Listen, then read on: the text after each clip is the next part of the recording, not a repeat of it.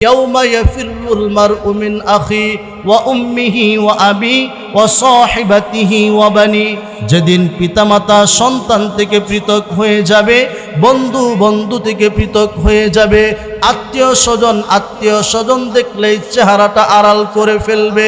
যেদিন নিচের জমিনটা হয়ে যাবে তামার, সূর্যটা মাথার অর্ধ হাত উপরে চলে আসবে। রে আল্লাহর ওলি জুনাইদ, ওই কিয়ামতের ময়দানে আমি মদিনার রাসূল ওয়াদা দিলাম, তুমি জুনাইদকে ছাড়া আমি মদিনার রাসূল জান্নাতে প্রবেশ করব না। বাংলাদেশের ৫৬,০০০ বর্গ মাইলের কোনো ১ ইঞ্চিতে যদি আমার কোনো মা ধর্ষিত হয়, আমার কোনো বোন ধর্ষিত হয়, আমার কোরআনের বিরুদ্ধে স্লোগান উঠানো হয়, মুসলমানদের বিরুদ্ধে স্লোগান উঠানো হয়, ওলি আল্লাহদের বিরুদ্ধে স্লোগান উঠানো হয়, আমার রসুলের শানে বেয়াদবি করা হয়, আমার আল্লাহর শানে কটূক্তি করা হয়, নাস্তিক আর মুরতাদগুলি ইসলামকে ধ্বংস করার যদি চক্রান্ত উঠায়, এই দেশের শাহজালালের সন্তানেরা হকের ঝান্ডা নিয়ে, কালিমার পতাকা নিয়ে রাজপথে এমনভাবে তাকবীরের ধ্বনি উঠাবে, ৯৫% মুসলমানের দেশে হাতে গোনা কয়েকটা নাস্তিক আর মুরতাদ মুসলমানদের তাকবীরের আওয়াজের ধ্বনিতে রাজপথ ছেড়ে পলায়ন করতে বাধ্য হবে। ঠিক কিনা বলো? কারণ এই দেশটা মুসলমানদের, এই দেশটা নাস্তিকদের নয়। ঠিক না ঠিক? মুসলমানদের ভয়ের কোনো কারণ নাই, মুসলমানদের টেনশন করার কোনো কারণ নাই, মুসলমানদের চিন্তা করার কোনো কারণ নাই। কারণ মুসলমানদের সাথে আছেন কে? আর একটু আওয়াজ দিয়ে বলেন, মুসলমানদের সাথে আছেন কে? মুসলমানদের বুকে আছে কুরআন, মুখে আছে নারে তাকবীরের স্লোগান, আর প্রয়োজন মুআফিক হাতের মধ্যে আছে তরবারি। সুতরাং মুসলমানরা যখন তাকবীরের ধ্বনি তুলে, তখন নাস্তিক পাড়ার বেঈমানদের অন্তরে আগুন ধরে যায়। ঠিক না ঠিক? যেই রকম ভাবে হযরত ইব্রাহিম আলাইহিস সালাম যখন তাকবীরের ধ্বনি উঠেছিল, তখন ঠিক ওই রকম ভাবে নমরুদের পতন হয়েছিল। হযরত মূসা আলাইহিস সালাম যখন তাকবীরের ধ্বনি তুলেছিল, ঠিক ওই রকম ভাবেই পতন হয়েছিল ফেরাউনের। যখন শাহজালাল তাকবীরের ধ্বনি উঠেছিল, ঠিক ওই রকম ভাবেই পতন হয়েছিল তখন গৌর গোবিন্দের। সুতরাং আজকের এই মাদ্রাবাসীর পক্ষ থেকে আমরা গোটা বাংলাদেশে একটা মেসেজ পৌঁছে দিতে চাই। যে সমস্ত নাস্তিক আর মুরতাদেরা আজকে বাংলাদেশ নিয়ে ছিনিমিনি করার চেষ্টা করে, সুতরাং তাই বাংলাদেশের ৫৬,০০০ বর্গ মাইলের কোনো ১ ইঞ্চিতে যদি আমার কোনো মা ধর্ষিত হয়, আমার কোনো বোন ধর্ষিত হয়, আমার কোরআনের বিরুদ্ধে স্লোগান উঠানো হয়, মুসলমানদের বিরুদ্ধে স্লোগান উঠানো হয়, ওলি আল্লাহদের বিরুদ্ধে স্লোগান উঠানো হয়, আমার রসুলের শানে বেয়াদবি করা হয়, আমার আল্লাহর শানে কটূক্তি করা হয়, নাস্তিক আর মুরতাদগুলি ইসলামকে ধ্বংস করার যদি চক্রান্ত উঠায়, এই দেশের শাহজালালের সন্তানেরা হকের ঝান্ডা নিয়ে, কালিমার পতাকা নিয়ে রাজপথে এমনভাবে তাকবীরের ধ্বনি উঠাবে, ৯৫% মুসলমানের দেশে হাতে গোনা কয়েকটা নাস্তিক আর মুরতাদ মুসলমানদের তাকবীরের আওয়াজের ধ্বনিতে রাজপথ ছেড়ে পলায়ন করতে বাধ্য হবে। ঠিক কিনা বলো? কারণ এই দেশটা মুসলমানদের, এই দেশটা নাস্তিকদের নয়। ঠিক না ঠিক? আমি মহাগ্রন্থ আল কুরআনুল কারীম থেকে একটা সূরা আপনাদের সামনে তেলাওয়াত করেছি। যেই সূরাটা সূরাতুল ফাতাহ, কোরআন শরীফে আল্লাহ রাব্বুল আলামিন ১১৪ খানা সূরা নাজিল করেছেন। তার মধ্যে একটা সূরা হচ্ছে প্রসিদ্ধ একটা সূরা, সূরাতুল ফাতাহ। এই সূরাতুল ফাতাহের প্রথম ১ খানা আয়াত আমি আপনাদের সামনে তেলাওয়াত করেছি। আল্লাহ পাক যদি আমাকে তৌফিক দান করেন, তাহলে আপনাদের সামনে এই আলোচ্য আয়াতটুকু সামনে রেখে আপনাদের সামনে অত্যন্ত সংক্ষিপ্ত আকারে কিছু কথা তোলা ধরার চেষ্টা করব। আল্লাহ পাক যেন আমাকে সহি কথাগুলি বলার এবং আপনাদের সকলকেই যেন এই সহি কথাগুলি আমল করার তৌফিক দান করুন। সকলে বলছি আমিন। যে কোরআন থেকে আমি আয়াতটা তেলাওয়াত করেছি, এই কোরআনের এত দাম, এটা ঐশী গ্রন্থ, এমন একটা কালাম যে আল্লাহর কোরআনের তেলাওয়াতের আকর্ষণে লক্ষ লক্ষ খ্রিস্টান, বেঈমান, নাস্তিক, মুরতাদেরা কালিমা পড়ে ইসলাম গ্রহণ করেছে। তার ছোট্ট একটা দৃষ্টান্ত দিয়েই আমি মূল আলোচনায় চলে যাব। আমাদের নবীর জন্মের ৭০ বৎসর আগে, কত বছর? নবীর জন্মের ৭০ বৎসর আগে একজন জালিম বাদশাহ ছিল, চরম ইসলাম বিদ্বেষী, নাম ছিল বাদশাহ জুনেওয়াজ। ধর্মগত দিক থেকে ছিল সে ইহুদি, আর মুসলমানের সবচাইতে চরম দুশ্মন হলো ইহুদিরা। ঠিক না ঠিক? এই জু নওয়াজের দরবারে একজন জাদুগির ছিল, যে জাদুবিদ্যায় পারদর্শী ছিল। বাদশাহ তাকে লালন পালন করতেন, তার অধীনে সে থাকতো। জাদুগিরের কাজ ছিল বাদশাহ তার মাধ্যমে রাষ্ট্রের মধ্যে আকাম কুকাম করাইতেন। এইরকম প্রত্যেক সেক্টরে আকাম কুকাম করানোর জন্য প্রত্যেক সেক্টরে 2-4 জন লোক লালন পালন করা হয়। আওয়াজ দেয়া বলেন ঠিক না বেঠিক? তো বাদশার দরবারে এইরকম একজন জাদুগির থাকতো। জাদুগির যখন বৃদ্ধা বয়সে উপনীত হলো, একদিন ডেকে বলতেছে, বাদশাহ আমি তো একদিন দুনিয়ার থেকে চলে যাব, আমার বয়স শেষ পর্যায়ে চলে আসছে, সুতরাং আমি চলে যাওয়ার পরে এমন একটা ছেলেকে আপনি নির্ধারণ করে আমাকে দেন, আমি চলে যাওয়ার পরে জাদু বিদ্যাগুলি তাকে আমি শিখিয়ে যাব, যেন আমি মারা যাওয়ার পরেও আপনার অপকর্ম বন্ধ হয়ে না যা, তার মাধ্যমে হলেও আপনি অপকর্মটা চালু রাখবেন। বাদশাহ চিন্তা করে, কথা তো বড় চমৎকার। বাদশাহ গোটা রাষ্ট্র পরিচালনা করে একজন মেধাবী ব্রিলিয়ান্ট স্টুডেন্ট একটা ছেলেকে সিলেক্ট করলো। তাফসিরে মাজহারিতে আল্লামা ইবনে কাজী সানাবতী রহমাতুল্লাহি আলাই সেই যুবকটার নাম উল্লেখ করেছেন। সেই যুবকটার নাম হচ্ছে আব্দুল্লাহ ইবনে তামির রহমাতুল্লাহি আলাই। এই যুবকটা প্রতিদিন জাদুগিরের কাছে জাদু শিখতে যা, আর ওই দিক থেকে মাস প্রতি একজন ইনজিল কিতাবের আলেম যিনি ধর্মীয় শিক্ষা দিতেন, আব্দুল্লাহ ইবনে তামের, তার কাছেও যাওয়া আসা করে, তার কাছে ইসলাম ধর্ম শিক্ষা করে।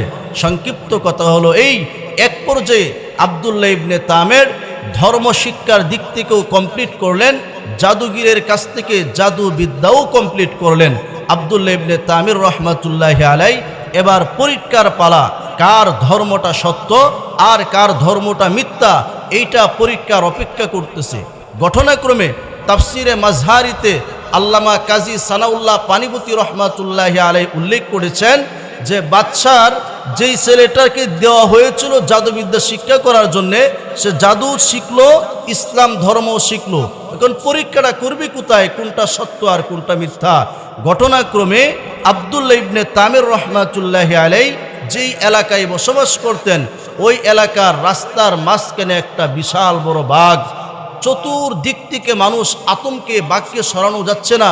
আব্দুল্লাহ ইবনে তামির রহমাতুল্লাহ আলাই চিন্তা করলেন, আজকেই পরীক্ষা হয়ে যাবে কোনটা সত্য ধর্ম কোনটা মিথ্যা ধর্ম।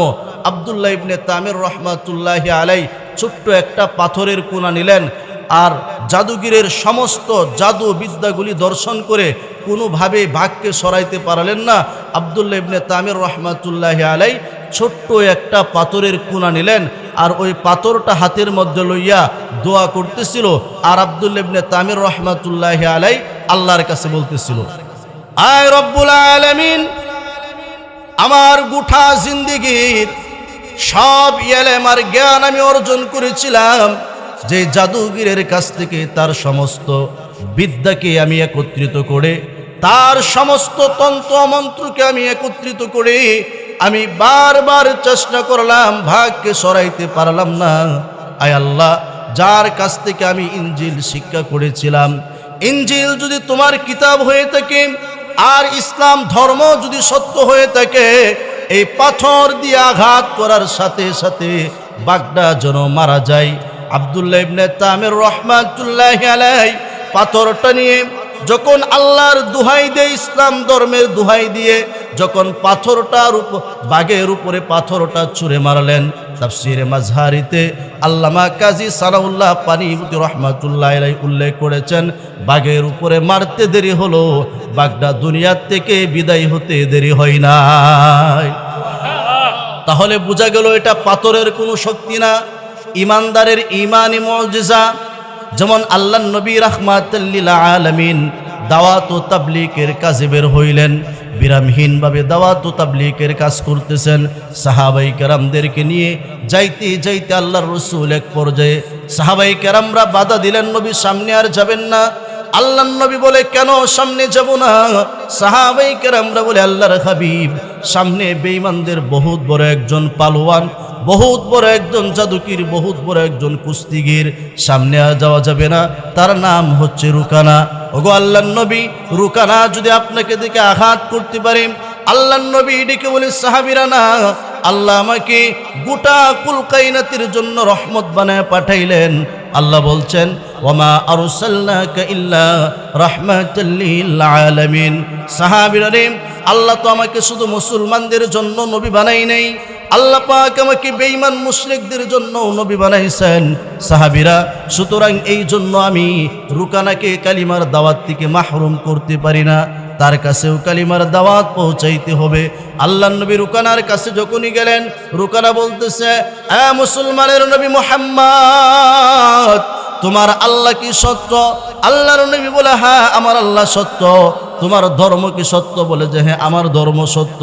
হে মুহাম্মদ, বলো তোমার আল্লাহর শক্তি বেশি না আমার ভগবানের শক্তি বেশি? আল্লাহর নবী বলে, নাউজুবিল্লাহ মিন যালিক, গোটা কুলকাইনাত তো আমার আল্লাহই বানাইছেন, আর তোমরা মূর্তি বানায় পাশা দেয়া বাস ঢুকায় হেরে ক্ষুদা মানো, আবার হেরে বাজারে বিক্রিও করো। তোমরা এই চিন্তা করো, এটা সত্য নয়। আল্লাহ হচ্ছে একজন অদ্বিতীয়, যার কোনো তুলনা হয় না। এই কথাগুলি আল্লাহর নবী যখন রুকানাকে শুনাইতেছেন, রুকানা বলতেছে, না না, আমি এগুলি লজিক বিশ্বাস করি না। তোমার সঙ্গে আমার একটা কুস্তি হবে, তুমি যদি আমাকে হারাইতে পারো তাহলে আমি বুঝে নিব তোমার ধর্ম সত্য, তোমার আল্লাহ সত্য, তার মানে তোমার আল্লাহর শক্তি আছে। আল্লাহর নবী ডেকে বলে, রুকানা, আমার মালিক আল্লাহ আমাকে কুস্তি খেলার জন্য পাঠাই নাই। কিন্তু নবী চিন্তা করলেন, এই মুহূর্তে যদি আমি কুস্তির থেকে বিরত হয়ে যাই, হয়তো রুকানা ভাববে আমার আল্লাহ অত্যন্ত দুর্বল। আল্লাহর নবী ডেকে বলে, রুকানা, হ্যাঁ ঠিক আছে, আমি তোমার সাথে কুস্তিতে লড়ব, কিন্তু শর্ত হলো রুকানা, তুমি যদি আমাকে হারাইতে পারো তাহলে আমাকে নবী মানতে হবে না, আর তুমি যদি আমাকে হারাইতে না পারো তাহলে ইসলাম ধর্ম গ্রহণ করবে কিনা? রুকানা বলছে, আল্লাহর হাবিব, যদি আপনাকে আমি হারাইতে না পারি অবশ্যই আমার বিশ্বাস এবং ইয়াকিন হয়ে যাবে আপনার খোদাই সত্য, আপনার প্রভুই সত্য, আমার প্রভু মিথ্যা, তাহলে আমি ইসলাম ধর্ম গ্রহণ করব। সঙ্গে সঙ্গে আল্লাহর নবী হাতটা এভাবে বাড়াইয়া দিলেন, আর ডেকে বলছে, রুকানা, যদি পারো আমার হাতটা তুমি নিচে নামাও, আর যদি পারো হাতটা উপরে উঠাও, অর্থাৎ 1 ইঞ্চি নিচে আবার উপরে যদি উঠাইতে পারো তাহলে আমি বুঝে নিব আমি মুহাম্মদ হেরে গেছি। রুকানা এত বড় বীর পালোয়ান ছিল, রুকানা এত বড় পালোয়ান ছিল, তাফসীরের কিতাবের মধ্যে লেখা হয় উটের চামড়া লেছে, তার মধ্যে যদি রুকানা দাঁড়িয়ে থাকতেন 20 জন যুবক ধাক্কা দিয়েও রুকানাকে ফেলতে পারত না, এত অবত দুর্দর্শ পালোয়ান ছিল রুকানা। কিন্তু আল্লাহর নবীকে অনেক চেষ্টা করতেছে, হাত নিচেও নিতে পারে না, উপরেও নিতে পারে না। রুকানা বলতেছে, মুহাম্মদ, গোটা জিন্দিগিতে আরবের মধ্যে আমি কুস্তিতে লড়লাম, আমার সঙ্গে কেউ পারে নাই, মনে হয় মুহাম্মদ আমার আল্লাহ আমার প্রতি অসন্তুষ্ট হয়েছে, আমি একটু উপাসনালয়ে যেতে হবে, আমি একটু প্রভুর কাছে গিয়ে হরে কৃষ্ণ হরে রাম বলে আসতে হবে। আল্লাহ নবী বলছে, রুকানা যাও। রুকানা আবার দৌড়াইয়া মন্দির থেকে এসে বলতেছে, ও মুহাম্মদ, আমার প্রভুকে আমি সন্তুষ্ট করে আসছি। আল্লাহ নবী বলতেছে, রুকানা, আগে তো হাত বাড়িয়েছিলাম, এবার আমি হাত বাড়াইলাম না। আল্লাহ নবী শাহাদাত আঙ্গুলটা এভাবে টান করলেন, আর বলছে, রুকানা, তুমি যদি পারো আমার আঙ্গুলটাকে তুমি একটু নাড়াচড়া করে দেখাও। রুকানা হাজার চেষ্টা করেও আল্লাহ নবী শাহাদাত আঙ্গুলটা লড়াইতে পারে না। আল্লাহ নবী রুকানাকে শাহাদাত আঙ্গুল দ্বারা এইভাবে টান দেয়া দুইরা উপরে উঠাইলেন। আল্লাহ নবী আঙ্গুলটা এইভাবে ঘুরান দিলেন, রুকানা সিলিং ফ্যানের মতো ঘুরতেছে। আল্লাহ নবী হাত দিয়ে ইশারা করলেন, রুকানা ফুটবলের মতো মাটিতে পড়ে ধাম করে উঠছে। আল্লাহ নবী 2 হাত জোর করে বলতেছে, ও আল্লাহর হাবিব মুহাম্মদ সাল্লাল্লাহু আলাইহি ওয়াসাল্লাম, আমার বুঝতে বাকি নাই, আমি বুঝতে পেরেছি আপনি সত্য নবী, ইসলাম সত্য, আপনার শক্তি এটা মানুষ রচিত কোনো শক্তি নয়, এটা আল্লাহ প্রদত্ত নিয়ামত। আমি আর দেরি করতে চাই না। কাফেরদের বহুত বড় পালোয়ান রুকানা আর দেরি করে নাই, সাথে সাথে আল্লাহ নবীর হাতে হাত রেখে কালিমা পড়ে মুসলমান হয়ে যায়। তাহলে ইমানদারের ইমানি শক্তির যে পাওয়ার, এটা শারীরিক গঠন দেখে না বুঝলেও ইমানের তেজে বোঝা যায়, ঠিক না বে ঠিক? যে ঘটনাটা বলতেছিলাম, আব্দুল্লাহ ইবনে তামির রহমাতুল্লাহি আলাইহি যখন পাথর ছুঁড়ে মারলো, সাথে সাথে বাঘটা মারা গেল। এই পর্যায়ে মজলিসের মধ্যে একটা বিশাল প্রচার ঘটে গেল যে এত বড় হিংস্র প্রাণী, যাকে এত চেষ্টা করেও পারলাম না, ছোট্ট একটা পাথর দেয়া মেরে ফেললো। আশ্চর্য হয়ে গেল। মানুষ দলে দলে আব্দুল্লাহ ইবনে তামেরকে অনুসরণ করতে লাগলো। ঘটনাক্রমে জালিম বাদশাহ, যে চরম ইসলাম বিদ্বেষী বাদশাহ জু নেওয়াজ, তার দরবারের পার্লামেন্টের একজন মন্ত্রী ছিল, অন্ধ, চোখে দেখতো না। সে আসলো আব্দুল্লাহ ইবনে তামিরের কাছে, সে বলতেছে, ও মুসলমানের যুবক, আমি শুনেছি তোমার ধর্ম সত্য, তুমিও সত্য, সুতরাং আমার জীবনের একটা কষ্ট, পৃথিবীর আলো কি জিনিস আমি দেখি নাই, সুতরাং তুমি একটু দোয়া করো, আল্লাহ পাক যেন আমার দৃষ্টিশক্তি ফিরিয়ে দেয়। আব্দুল্লাহ ইবনে তামির রহমাতুল্লাহি আলাইহি বলতেছে, ও মন্ত্রী সাহেব শুনেন, এই চোখ ভালো করার মালিক হচ্ছে আল্লাহ, চোখ নষ্ট করার মালিক হচ্ছে আল্লাহ, সুস্থতার নেয়ামত দেয় আল্লাহ, অসুস্থতার নেয়ামত দেয় আল্লাহ, সুতরাং এখানে আমার কোনো বাহাদুরি, আমার কোনো বাহবার কোনো কিছু নেই। তবে হ্যাঁ, আমি একটা কাজ করতে পারি, আমি যে আল্লাহর উপরে ঈমান এনেছি, তুমিও যদি সে আল্লাহর উপরে ঈমান আনো, তাহলে আমরা দুইজন মিলে যদি আল্লাহর কাছে চাই, হইতে পারে আমার মালিক আল্লাহ তোমার অন্ধ চোখকে ভালো করতেও পারে। মুসলমান ভাইরা আমার, আল্লামা কাজী সানাউল্লাহ পানিপতি রহমাতুল্লাহি আলাইহি উল্লেখ করেছেন, অন্ধ মন্ত্রী ইসলাম ধর্ম গ্রহণ করেছেন। আব্দুল্লাহ ইবনে তামির রহমাতুল্লাহি আলাইহি দুইটা হাত তুলে আল্লাহর কাছে কান্না শুরু করলো, রব্বুল আলামিন, তোমার বিশাল বড় আসমান তুমি বানাইছো, বিশাল বড় বড় পাহাড় তুমি বানাইছো, বিশাল বড় বড় তোমার সমুদ্র। আয় আল্লাহ, তোমার পাহাড়ের কাছে আমার দুইটা হাত অত্যন্ত ছোট, তোমার সমুদ্রের কাছে আমার দুইটা হাত অত্যন্ত ছোট। কিন্তু রব্বুল আলামিন, শুনেছি যারা ইসলাম ধর্ম গ্রহণ করে, আল্লাহ তুমি নাকি তাদেরকে নিষ্পাপ মাসুম বানিয়ে দাও। আয় আল্লাহ, তোমার এই বান্দা ইসলাম ধর্ম গ্রহণ করেছে, এই মুহূর্তে সে মাসুম, তার জিন্দেগিতে কোনো গুনাহ নাই। আয় আল্লাহ তাআলা, এই বান্দাকে উসিলা করিয়া তুমি আমার জিন্দেগির গুনাহগুলি মাফ করে দাও, আর তোমার বান্দার মনের নেক আশাটা পূরণ করে দাও।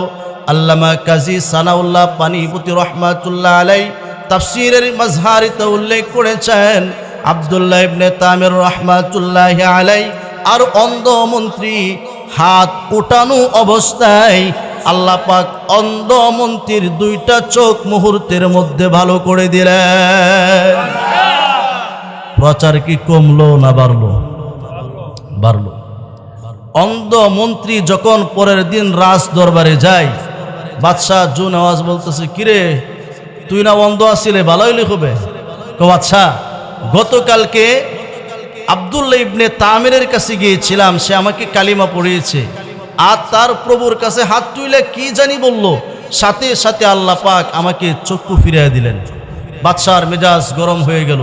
যেই ধর্মকে বন্ধ করতে চাচ্ছি, যেই ধর্মকে দুনিয়ার থেকে মিটিয়ে দিতে চাচ্ছি, আর তার প্রচার প্রসার আমার রাজ দরবারে আসতেছে, বাদশাহ এটা সহ্য করতে পারলো না। সাথে সাথে আব্দুল্লাহ ইবনে তামিরকে আর ইনজিল কিতাবের আলেমকে আর অন্ধ মন্ত্রীকে, তিনজনকে একত্রিত করলেন। আব্দুল্লাহ ইবনে তামিরকে রেখে অন্ধ মন্ত্রী আর ওই ইনজিল কিতাবের আলেম দুইজনকে হত্যা করে দুনিয়ার থেকে বিদায় করলেন। জোরে বলেন নাউজুবিল্লাহ। এবার আব্দুল্লাহ ইবনে তামিরকে বলতেছে, আব্দুল্লাহ শোনো, তুমি যদি ইসলাম গ্রহণ করেছো, এই ধর্ম যদি প্রচার করতে থাকো, তোমাকেও হত্যা করা হবে। আব্দুল্লাহ ইবনে তামির বলতেছে, হয়তো আমার গর্দান চলে যাবে, তারপরেও একটা মুহূর্তের জন্য আমি ধর্ম থেকে পিছবা হব না। বাদশাহ সাথে সাথে র‍্যাব বাহিনীকে অর্ডার করলেন, নিয়ে যাও। আব্দুল্লাহ ইবনে তামিরের হাত পা বেঁধে পাহাড়ের চূড়ায় উঠালো, আর ডেকে বলতেছে, আব্দুল্লাহ ইবনে তামির শোনো, তুমি যদি ইসলাম না ছাড়ো, তাহলে পাহাড় থেকে তোমাকে নিচে ফেলে দেওয়া হবে, দুনিয়ার থেকে তুমি বিদায় হয়ে যাবা। আওয়াজ দেয়া বলবা, মুসলমান, পাহাড়টা চলে কার কথায়? আব্দুল্লাহ ইবনে তামির রহমাতুল্লাহি আলাইহি কান্দে কান্দে আল্লাহর কাছে বলে, আয় রব্বুল আলামিন, বিশাল বড় পাহাড় তোমার হুকুম ছাড়া চলে না। আয় আল্লাহ, বাদশাহ চাচ্ছে আমাকে পাহাড় থেকে নিচে ফেলে দিতে, আল্লাহ তুমি কি পারো না এই পাহাড় থেকে আমাকে রক্ষা করতে? মুসলমান ভাইরা আমার, আব্দুল্লাহ ইবনে তামির রহমাতুল্লাহি আলাইহি যখনই এই কথা বলে বলে আল্লাহর কাছে কান্না শুরু করলেন, মুহূর্তের ভিতরে আল্লাহ রব্বুল আলামিন একটা ভূমিকম্প উঠিয়ে দিলেন, পাহাড়টাকে একটা ঝাঁকুনি মারলেন, সমস্ত রেব বাহিনী দুই সাত হয়ে গেল। আব্দুল্লাহ ইবনে তামির রহমাতুল্লাহি আলাই নিরাপদে বাদশার দরবারে হাজির। বাদশা বলতেছে, এইভাবে ওকে মারা যাবে না, সমুদ্রতে নিয়ে যাও। আব্দুল্লাহ ইবনে তামির রহমাতুল্লাহি আলাইয়ের হাত পা বেঁধে সমুদ্রের মধ্যে নিয়ে যাওয়া হলো।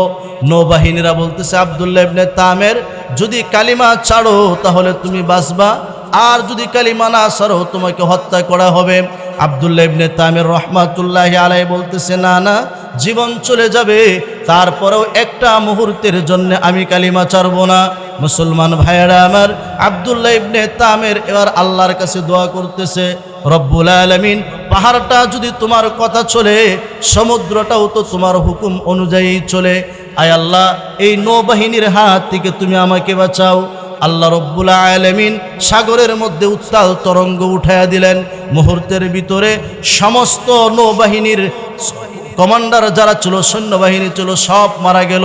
আব্দুল্লাহ ইবনে তামির রহমাতুল্লাহি আলাইহি বাদশার দরবারে এসে হাজির। বলতেছে, বাদশাহ, আপনি রেব বাহিনী পাঠিয়েছিলেন আমাকে মারার জন্যে, আল্লাহ তাদেরকে ঝাঁকুনি দিয়া পাহাড়ের সাথে ধূলিসাৎ করে দিল। নৌবাহিনীর কাছে পাঠিয়েছিলেন, আল্লাহ উত্তাল তরঙ্গ তৈরি করে তাদেরকে পানির সাথে মিশিয়ে দিয়েছে। এইভাবে আব্দুল্লাহ ইবনে তামির রহমাতুল্লাহি আলাইহি যখন বর্ণনা দিতেছে, বাদশাহ বলতেছে, বুঝেছি, তুমি তো সাধারণ কোনো যুবক নয়, আমি তোমার কাছে ভিক্ষা চাই, তুমি বলো কি করলে তোমাকে হত্যা করা যাবে। আব্দুল্লাহ ইবনে তামির রহমাতুল্লাহ আলাইহি বলতেছে, বাদশাহ, আপনি যদি আমাকে হত্যাই করতে চান, আমার নিয়ম অনুযায়ী পদ্ধতি যদি অনুসরণ করেন, তাহলে অবশ্যই আমাকে হত্যা করা যাবে। কি অনুসরণ করা? আব্দুল্লাহ ইবনে তামির রহমাতুল্লাহ আলাইহি বলতেছে, বাদশাহ, আপনি আগামীকাল অথবা আগামী সপ্তাহ, আগামী মাস যে কোনো একটা দিন আপনি সিলেক্ট করেন, ওই দিন সমস্ত মানুষগুলিকে একত্রিত করবেন। সমস্ত মানুষ যখন একত্রিত হবে, আমার হাত পা আপনি বেঁধে ফেলবেন, আর আমার শিখানো একটা দোয়া পড়ে একটা তীর আমার বুকের মধ্যে মারবেন, দেখবেন আমি দুনিয়ার থেকে বিদায় হয়ে যাব। বাদশাহ জুনওয়াজ গোটা দেশের মানুষকে একত্রিত করলো, লক্ষ লক্ষ মানুষ একত্রিত হলো। আব্দুল্লাহ ইবনে তামির রহমাতুল্লাহি আলাইহির হাত পা বাঁধা হলো। আব্দুল্লাহ ইবনে তামির রহমাতুল্লাহি আলাইহি যেই দোয়াটা শিখেছিল, সেই কথাটি ছিল এমন, আয় আল্লাহ, আমি বাদশাহ জুনওয়াজ সাক্ষ্য দিচ্ছি, আব্দুল্লাহ ইবনে তামির সত্য ধর্মের উপরে আছে, আমার ধর্মটা হচ্ছে মিথ্যা। যদি আব্দুল্লাহর ধর্মটা সত্য হয়, তাহলে তীর মারার সাথে সাথে আব্দুল্লাহ মারা যাবে, আর যদি আমার ধর্ম সত্য হয়, তাহলে আব্দুল্লাহ ইবনে তামির মারা যাবে না। আর আব্দুল্লাহর ধর্ম যদি সত্য হয়, তাহলে সে মারা যাবে। সুতরাং তার প্রভুর উপর ইয়াকিন এবং বিশ্বাস রেখে আমি তীর মারলাম। আব্দুল্লাহ ইবনে তামির সত্য, তার ধর্ম সত্য, তার ধর্ম যদি সত্য হয়, তীর মারার সাথে সাথে যেন আব্দুল্লাহ ইবনে তামির মারা যায়। এই শিখানো দোয়া ছিল। আব্দুল্লাহ ইবনে তামিরের হাত পা বেঁধে বাদশাহ জুনওয়াজ লক্ষ লক্ষ মানুষের সামনে, আল্লামা কাজী সানাউল্লাহ পানিপতি রহমাতুল্লাহি আলাইহি তাফসিরে মাজহারিতে চমৎকারভাবে এই ঘটনাটা এনেছেন। অর্থাৎ বাদশাহ যখন তীর মারলো, আল্লাহর উপরে ইয়াকিন এবং বিশ্বাস নিয়ে, সাথে সাথে আব্দুল্লাহ ইবনে তামির রহমাতুল্লাহি আলাইহি বিদায় হয়ে গেছেন। মাজলিস থেকে লক্ষ লক্ষ মানুষ ধিক্কার দিতেছে, বাদশাহ এত চেষ্টা করলেন আব্দুল্লাহ ইবনে তামিরকে মারার জন্য, কিন্তু পারলেন না। কিন্তু বাদশাহ, তার ধর্ম সত্য, আপনি স্বীকারোক্তি দিয়েছেন, সে সত্য যুবক, আপনি স্বীকারোক্তি দিয়েছেন, তার আল্লাহ যদি সত্য হয় মারা যাবে, আপনি বলেছেন। সুতরাং আমাদের বিশ্বাস হয়ে গেছে আব্দুল্লাহ ইবনে তামিরের ধর্ম সত্য, তার আল্লাহ সত্য, তার দ্বীন এলাহি সত্য। সুতরাং আমরা আর দেরি করতে চাই না।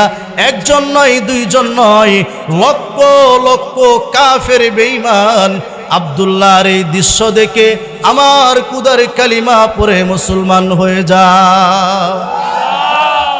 তাহলে ইসলাম ধর্মকে কি কেউ ফু দিয়া নিবানো সম্ভব? আল্লাহ বলেন, ওমা কারু ওমা কারাল্লাহ আল্লাহু খায়রুল মাকিরিন। যারাই চেষ্টা করবে ইসলামকে ধ্বংস করার চক্রান্ত, আল্লাহ বলেন তারা জানেই না আমি আল্লাহ শ্রেষ্ঠ পরিকল্পনাকারী। তারা যাকে দিয়ে ধ্বংস করতে চাবে, আমি আল্লাহ তাকে দিয়েই ইসলামের প্রচার ঘটাবো। সম্মানিত উপস্থিতি, আপনারা কি আলোচনা শুনবেন?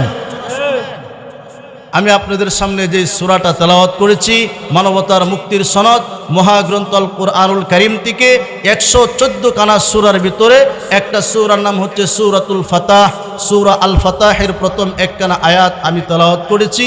আগে আমাদেরকে বুঝতে হবে কেন নাজিল করেছেন, তাফসীরের ভাষায় যাকে বলা হয় শানে নুজুল অথবা সবেদে নুজুল। প্রিয় নবী সাল্লাল্লাহু আলাইহি ওয়াসাল্লাম নবুয়তের 23 বৎসরের প্রথম 13 বৎসর নবীজি মক্কায় ছিলেন নির্যাতিত, নিপীড়িত, অত্যাচারিত। যেই দিন মক্কার কাফের বেঈমানরা চরম সিদ্ধান্ত উপনীত হলেন যে এই রাত্রিতেই তারা আল্লাহর রসুলকে হত্যা করবেন, আল্লাহ রব্বুল আলামিন তার রসুলকে হেফাজত করতে যাইয়া কাফের বেঈমানদের চোখে মুখে ধুলাবালি মেরে আল্লাহ তার রসুলকে মক্কা থেকে নিরাপদে মদিনায় নিয়ে আসলেন। মদিনাতে আসার পর 6 হিজরিতে অর্থাৎ নবীজি মক্কা ছেড়ে মদিনাতে আসার 6 বৎসরের মাথায় আল্লাহ নবী এক রজনীতে স্বপ্ন দেখেন আল্লাহ রব্বুল আলামিন বিশাল বড় এক সাহাবাই কেরামের জামাতকে নিয়ে আল্লাহ নবী মদিনা থেকে মক্কায় আসলেন। আল্লাহর ঘর কানে কাবা তাওয়াফ করে আবার নিরাপদে নবীজি মক্কা থেকে মদিনায় আসলেন। এই যে কথাটা বললাম, এটা কি বাস্তবে না স্বপ্নে? নবীজি যে এই কথাটা দেখলেন, এটা কি বাস্তবে না স্বপ্নে? নবীজির স্বপ্ন কি সত্য না মিথ্যা? সত্য। নবীজির স্বপ্ন তো আর আমরার স্বপ্নের মতো না। আমরা তো স্বপ্ন দেখে যে রাত্রে প্রচণ্ড বেগে প্রস্রাবে ধরছে, বাহিরে গিয়ে প্রস্রাব করে আইছে, খেতার মধ্যে মুড়াইতেছে, আহ কি ভাল লাগতেছে।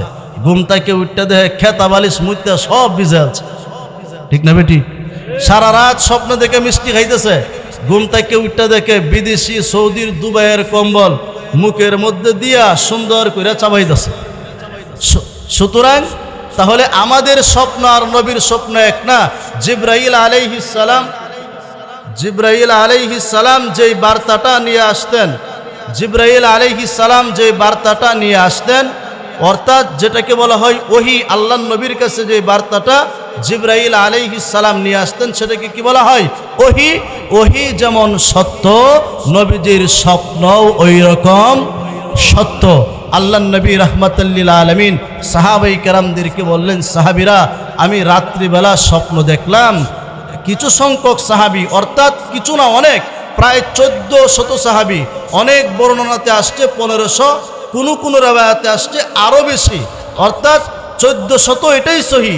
1400 সাহাবাই কেরামকে নিয়ে মদিনার থেকে মক্কায় আল্লাহর গয়ের কানায় কাবা তওয়াফ করতে গিয়েছি। সাহাবাই কেরামরা বলে, আল্লাহর হাবিব আপনি যেহেতু স্বপ্ন দেখেছেন এটা নিঃসন্দেহে সত্য, এতে কোনো সন্দেহ নাই, এটা বাস্তবায়ন করতে হবে। আল্লাহর নবী সাল্লাল্লাহু আলাইহি ওয়াসাল্লাম সাহাবাই কেরামদেরকে নিয়ে, প্রায় 1400 সাহাবাই কেরামদেরকে নিয়ে আল্লাহর নবী মদিনার থেকে মক্কার উদ্দেশ্যে রওনা হলেন। এই দিক থেকে মাঝখানে শয়তান একটা খবর মক্কায় পৌঁছাইয়া দিল। যে কি খবর? যে মুহাম্মদ এবং তার অনুসারীরা দলবল নিয়ে আসতেছে মক্কা দখল করার জন্য। আওয়াজ দিয়া বলবেন, আল্লাহর নবী কি মক্কায় দখল করার জন্য যাচ্ছে, না আল্লাহর ঘর কানে কাবা তাওয়াফ করার জন্য যাচ্ছে? আল্লাহর নবী আল্লাহর ঘর কানে কাবা তাওয়াফ করার জন্য যাচ্ছে। মক্কার লিডারেরা, মক্কার নেতারা আল্লাহর নবীকে বাধা প্রদান করলো, যেভাবেই হোক মুহাম্মদ এবং তার দল আর অনুসারীদেরকে কোনোভাবেই মক্কায় ঢুকতে দেওয়া হবে না। আল্লাহর নবী তখন ডেকে বললেন ওমরকে, ওমর আমরা যে আল্লাহর ঘর তাওয়াফ করতে যাচ্ছি এইটা মক্কাবাসীদেরকে বুঝাইয়া বলা উচিত। বুঝাইবে কে? আমার আশা তুমি উমর যাও। উমর রাদিয়াল্লাহু আনহু বললেন, ইয়া রাসূলুল্লাহ আপনি যদি আদেশ করেন তাহলে আমি উমর শুধু একা নয়, আমার জীবনটা বাজি রেখে হলেও আপনার কথা আমি পালন করব। এদেরকে বলা হয় আশিক রাসূল, ঠিক না বেঠিক? আমাদের সমাজে আশিক রাসূলের অভাব নাই, কিন্তু সুন্নত তরিকা আমরা মানি না, নবীর আদর্শটাকে আমরা অনুসরণ করি না। অথচ আল্লাহর নবী বলেন, লা ইউমিনু আহাদুকুম হাত্তা আকুনা আহাব্বা ইলাইহি মিন ওয়ালিদিহি ওয়া ওয়ালাদিহি ওয়ান নাসি আজমাইন। নবী বলেন, ততক্ষণ পর্যন্ত তোমরা মুমিন নয় যতক্ষণ পর্যন্ত নিজের জীবনের চেয়ে, নিজের বিবি বাচ্চার চেয়ে, নিজের বাবা মার চেয়ে, অর্থাৎ গোটা পৃথিবীর সব কিছুর চেয়ে আমি রসুলকে তোমরা ভালোবাসতে না পারবা। এই কথাটা শুধু সাহাবায়ে কেরাম পর্যন্ত নয়, যুগে যুগে ওলি আউলিয়া যারা পৃথিবীতে থেকে চলে গেছে এমন অনেক প্রমাণ আছে যারা নবীজির জন্য নিজের মান সম্মান, নিজের অহংকার বরত্ব দুনিয়ার জমিনে দুলিশাত করেও তারা আল্লাহর রসুলকে নিজের মর্যাদা তুলে ধরেছেন। যেমন বাগদাদের বাদশাহ একবার বাগদাদে এলান করে দিল, বাগদাদের ভিতরে একজন বীর পালোয়ান ছিল যার নাম ছিল জুনাইদ বাগদাদি রহমাতুল্লাহি আলাইহি। আওয়াজ দেয়া বলেন নামটা কি? জুনাইদ বাগদাদি রহমাতুল্লাহি আলাইহি বাগদাদের সবচেয়ে বড় কুস্তিগীর ছিল। বাগদাদের বাদশাহ এলান করলেন, জুনাইদ বাগদাদির সাথে কুস্তি করে লড়াই করে জিততে পারলেই 10,000 স্বর্ণ মুদ্রা পুরস্কার দেওয়া হবে। তদানীন্তন সময়ে 10,000, বর্তমান সময়ের 10 কোটির চেয়েও বেশি। পুরস্কারটা ছোট না বড়? জুনাইদ বাগদাদি রহমাতুল্লাহি আলাইহির সাথে লড়াইটা করবে কে? এলান হয়ে গেল অমুক তারিখের অমুক দিন বাগদাদের সবচেয়ে বড় স্টেডিয়ামে লক্ষ লক্ষ মানুষ তোমরা উপস্থিত হবা, কুস্তি খেলা হবে। জুনাইদ বাগদাদির সাথে যে খেলে বিজয় অর্জন করবে তাকে 10,000 স্বর্ণ মুদ্রা পুরস্কার দেওয়া হবে। ঠিক ওই তারিখে লক্ষ লক্ষ মানুষ বাগদাদের স্টেডিয়ামে হাজির, কিন্তু জুনাইদ বাগদাদের সাথে লড়বে কে এমন মানুষটা গোটা বাগদাদের ভিতরে কেউ নাই। দারোয়ান হঠাৎ করে দেখে হালকা পাতলা একটা মানুষ বাতাসে লড়ে।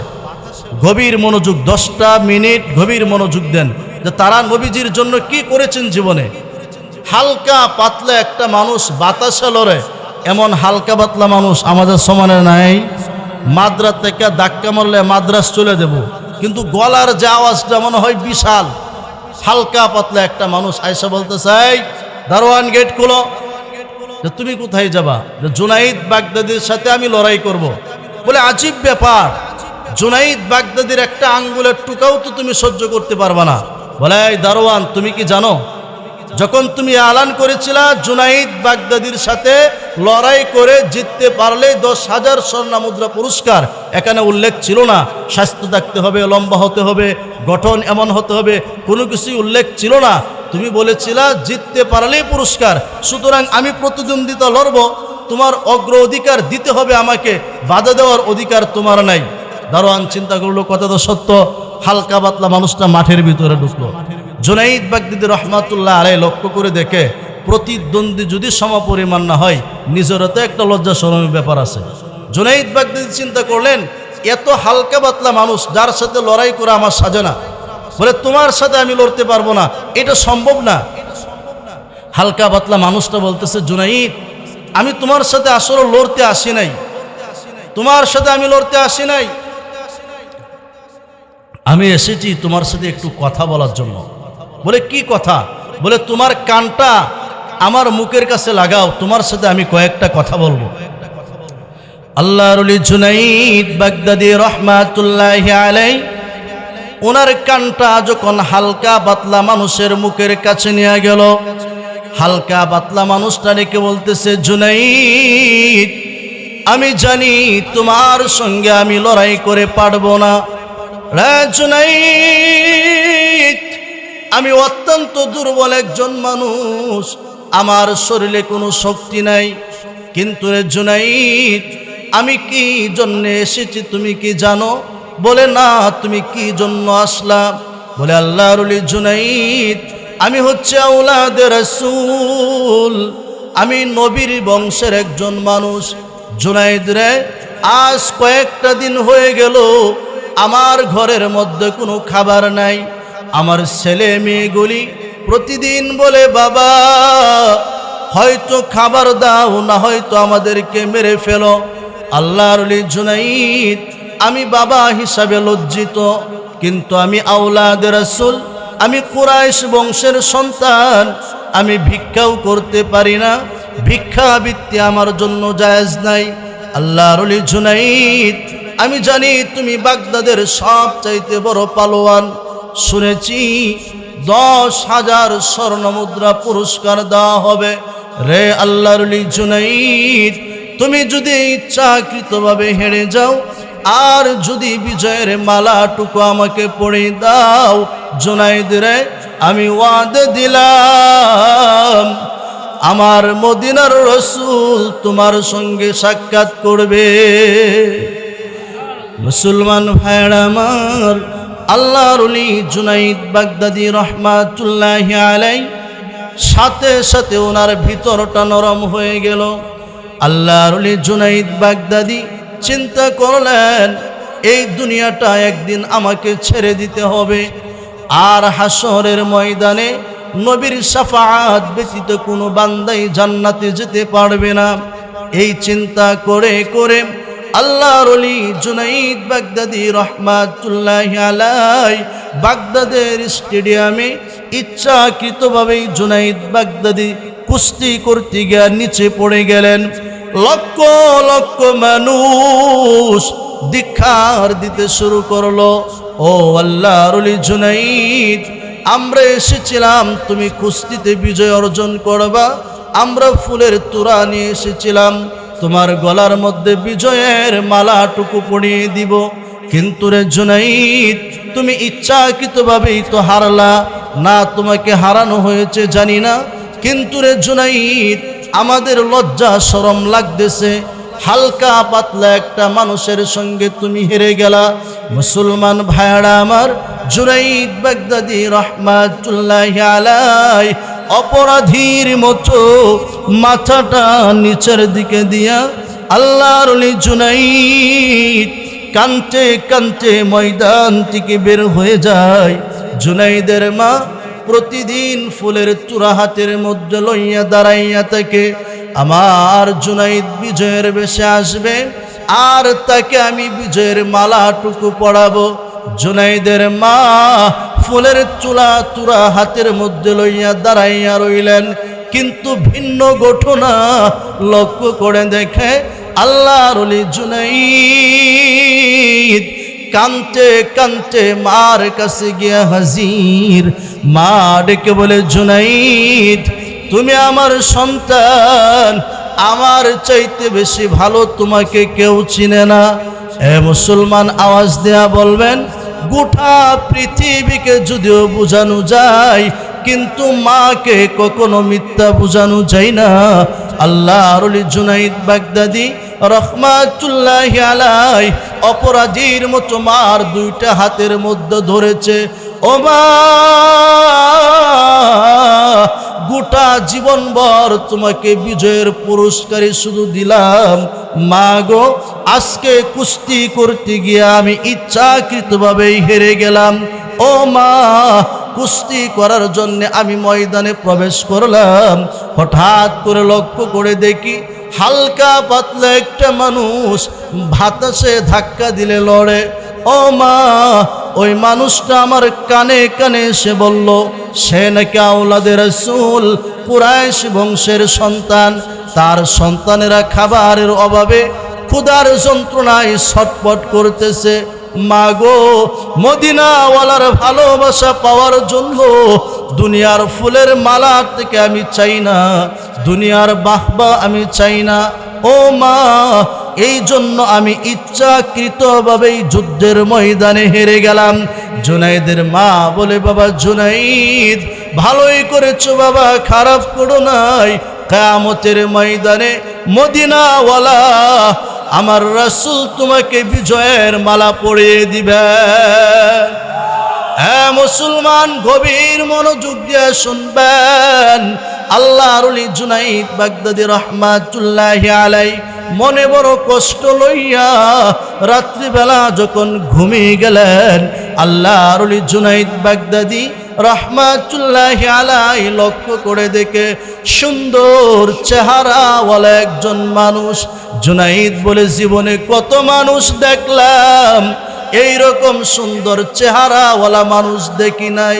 রা পৃথিবীর মানুষ, লোকটার চেহারাটা এত সুন্দর ছিল রে, যার চেহারার সঙ্গে আকাশের চন্দ্র এবং সূর্যকেও তুলনা করা যায় না। এমন সুন্দর চেহারাওয়ালা একটা মানুষ, মাথার মধ্যে পাগড়ি বাঁধা, হাতের মধ্যে লাঠি এবং তাসবিহ, আমার ঘরের দরওয়াজায় প্রবেশ করলো। আমাকে ডেকে ডেকে বলতেছে, আসসালামু আলাইকুম ইয়া জুনাইদ বাগদাদি। জুনাইদ বাগদাদি রহমাতুল্লাহি আলাই বলতেছে, হুজুর আপনাকে আমি চিনি না, গোটা বাগদাদের মধ্যে আপনার চেহারার কোনো মিল নাই, এমন সুন্দর চেহারা ওলা মানুষ আমি কোনোদিন দেখি নাই।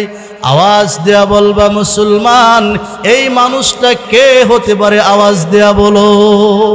এই মানুষটা হচ্ছে আমার মদিনার রাসূল। আমার নবী ডেকে বলে, জুনাইদ রে, গতকাল লক্ষ লক্ষ মানুষ তোমাকে ধিক্কার জানিয়েছিল, মানুষ তোমাকে অপমান করেছিল। জুনাইদ রে, লজ্জা আর বুকে ব্যথা নিয়া তুমি যখন ঘুমিয়ে গেলা, আল্লাহর পক্ষ থেকে আদেশ আসলে, জুনাইদ রে জুনাইদ, আমি মদিনার রাসূল তোমাকে ওয়াদা দিলাম, কাল কিয়ামতের ময়দানে যেদিন বাবা মা সন্তানকে চিনবে না, সন্তান বাবা মাকে চিনবে না, আপন বলতে কেউ থাকবে না।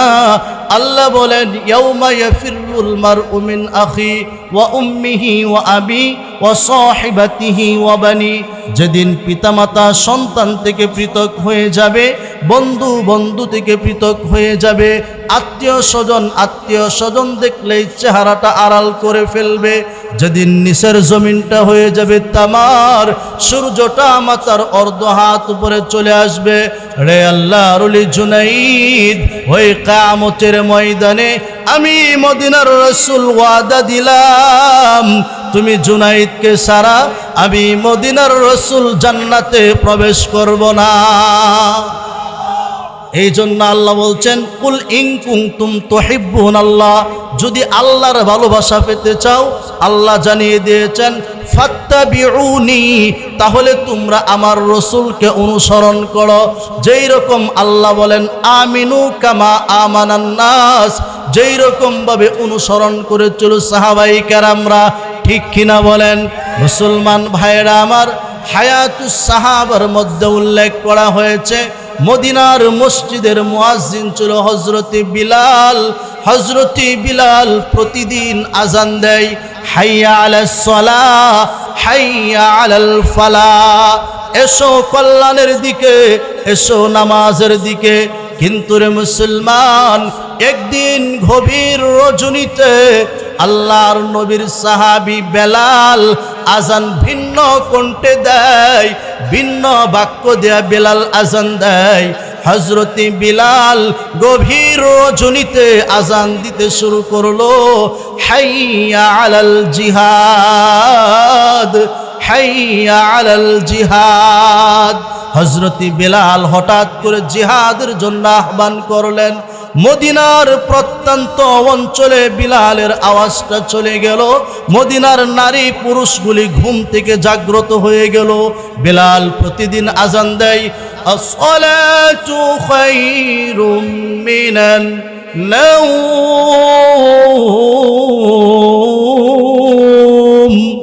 প্রতিদিন হযরতে বিলাল এই বাক্য বলে। কিন্তু আজকে নবীর সাহাবী বিলাল বলে, হাইয়া আলাল জিহাদ। এ মদিনার মহিলারা, কে কোথায় আছো?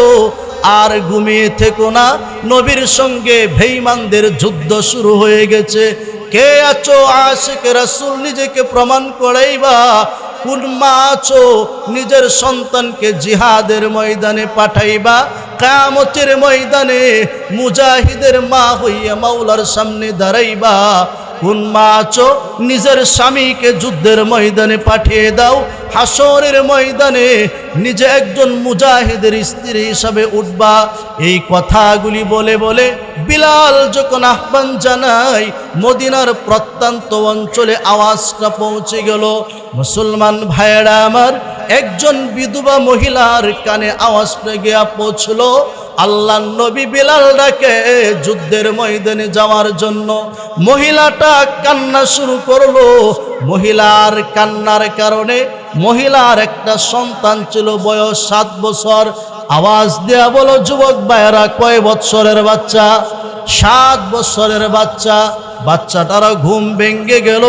বাচ্চাটা ডেকে বলে, মা, প্রতিদিন আপনি ফজরের নামাজ পড়ে নিজের গুনাহের জন্য আল্লাহর কাছে কান্না করেন, কিন্তু গো মা, আজকে দেখলাম আপনি ফজরের আগেই কান্না শুরু করেছেন।